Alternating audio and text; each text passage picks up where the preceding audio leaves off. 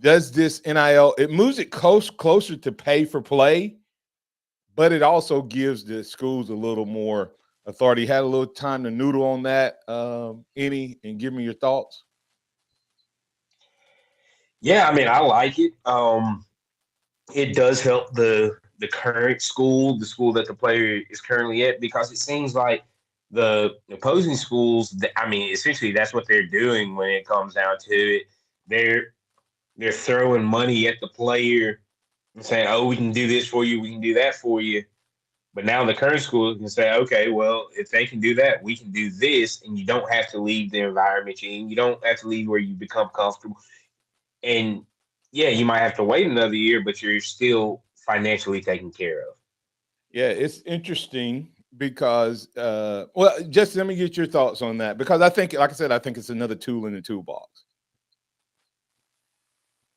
Yeah, definitely. I think it's the tiniest piece that lets the original universities that these athletes are going to have more of a say instead of players just leaving willy nilly. Even though we're definitely still leaning that way, Yeah, it provides a little bit of leverage.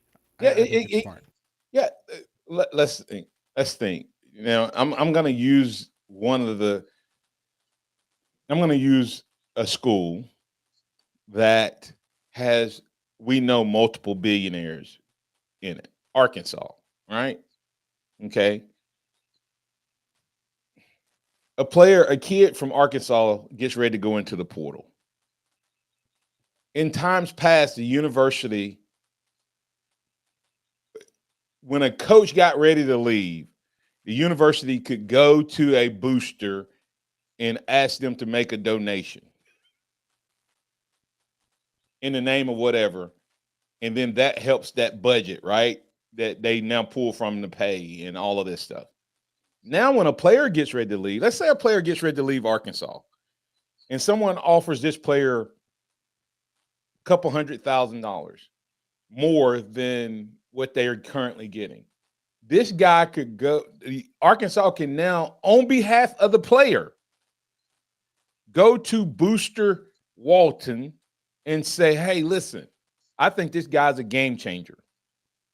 Justin Jefferson is going to transfer unless you work out some type of deal with him as a sponsor with Walmart versus Justin Jefferson having to go or the collective having to go.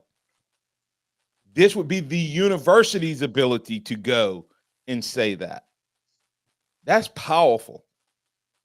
I mean, that's a game changer for the existing university. Now they they get to value which players they want to keep and not keep. Caleb Downs last year, Alabama could have went to a booster and said, hey, would you give us an extra or 3 boosters or 5 boosters and got some deals with their company. So to me, it's a game Right. changer. X, go ahead. No, I was agreeing with you. That is just some of those things that you can do a little differently now that your hands were kind of tied while the other school could throw out every promise and everything else that they wanted to get a player to transfer. Could we have kept an Isaiah Bond? Could we have kept a Caleb Downs if this was a thing that was already in place? Yeah, where the university can negotiate, not the collective, because the collective is what it is. And the collective has to build those relationships. And when the other school is recruiting, that collective has already made a commitment based on what they've made the offer based on what they know they can do. The university, on the other hand, when it came to Alabama, we would have had to respond, but we would have had the university itself couldn't go out and ask the booster or someone to get involved. The collective had to do that.